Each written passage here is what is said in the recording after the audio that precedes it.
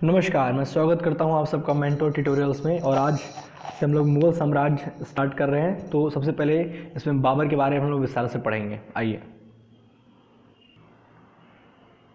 सबसे पहले मैं आप सबको दिखा दूँ, एक चार्ट है पूरा और किस तरह सारे शासक आए थे। तो सबसे पहले इसमें बाबर के बारे में पढ़ना है, बाबर के बारे में, जो कि 1526 से 1530 में आया था। तो सबसे पहले इसके बारे में पढ़ेंगे, फिर धीरे धीरे हुमायूं, अकबर, इन सब के बारे में भी धीरे धीरे पढ़ेंगे। तो मुग़ल साम्राज्य की स्थापना ज़हीरुद्दीन बाबर ने की। बाबर ने ही मुग़ल साम्राज्य की स्थापना की, शुरुआत इसी से हुई है। बाबर ने पानीपत के प्रथम युद्ध, ये बहुत इंपॉर्टेंट है दोस्तों, बाबर ने पानीपत के प्रथम युद्ध 21 अप्रैल 1526 में इब्राहिम लोदी, जो कि लोदी वंश का आखिरी शासक था, जो दिल्ली सल्तनत का लोदी वंश था, सबसे उसका आखिरी शासक इब्राहिम लोदी था, उसको पराजित कर भारत में मुग़ल साम्राज्य की नींव डाली। बाबर का जन्म 1483 ई में फरगना में हुआ था। बाबर के पिता का नाम उमर शेख मिर्ज़ा था, ये उनके पिता का नाम था, शेख मिर्ज़ा। बाबर की माँ का नाम कुतलुक निगार खान था, कुतलुक निगार खान। बाबर पितृपक्ष की ओर से तैमूर का 5वां वंशज और तथा मातृपक्ष की ओर से चंगेज़ खान का 14वां वंशज था। मतलब ये खानदान इस तरह से उसके चला आ रहा था। बाबर 1494 ई में दादी एहसान दौलत बेगम के सहयोग से फरगना का शासक बना। बाबर काबुल पर 1504 ईस्वी में अधिकार कर लिया। बाबर ने बादशाह की उपाधि 1507 ई में धारण की। ये उसकी उपाधि थी। बादशाह से पहले बाबर ने मिर्ज़ा की पैतृक उपाधि धारण की। मतलब मिर्ज़ा जो था, ये उनके पिताजी का, आप तरह से हमने भी देखा था, शेख मिर्ज़ा, तो वही पैतृक उपाधि मिर्ज़ा इन्होंने धारण की थी, मिर्ज़ा की पैतृक उपाधि धारण की।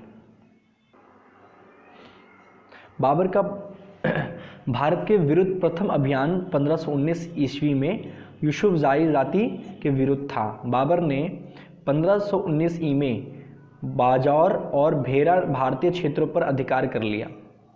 भारत ने तोप खाने का प्रयोग भेरा अभियान में किया था। ये सबसे पहले तो जो तोप खाने का प्रयोग था, ये अभियान भेरा अभियान में किया गया था। बाबर के 1526 में 5वें अभियान में उसका पुत्र हुमायूं भी उसके साथ था। पानीपत का प्रथम युद्ध, ये तो हम पहले भी देख चुके हैं, 21 अप्रैल 1526 ईस्वी को हुआ।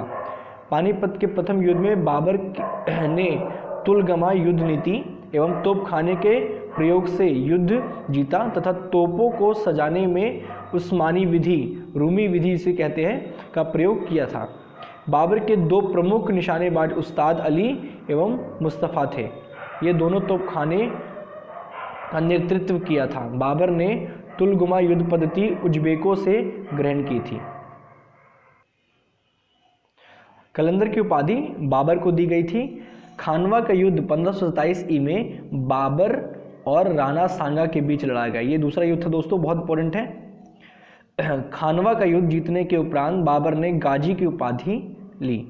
चंदेरी का युद्ध, ये तीसरा युद्ध है। चंदेरी का युद्ध 1528 ई में मेदिनी राय पराजित हुआ। मेदिनी राय के साथ ये युद्ध लड़ा गया।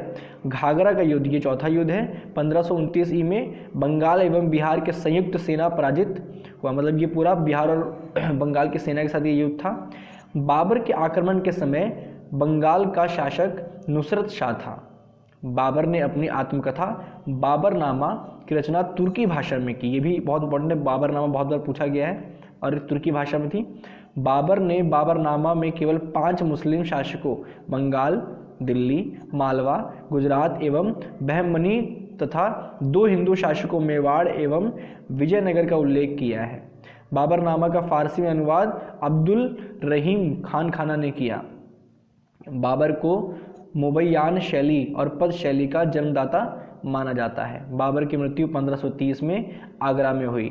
भूमि मापने के लिए बाबर ने गजे बाबरी मापक का प्रयोग किया। बाबर के शव को काबुल में दफनाया गया।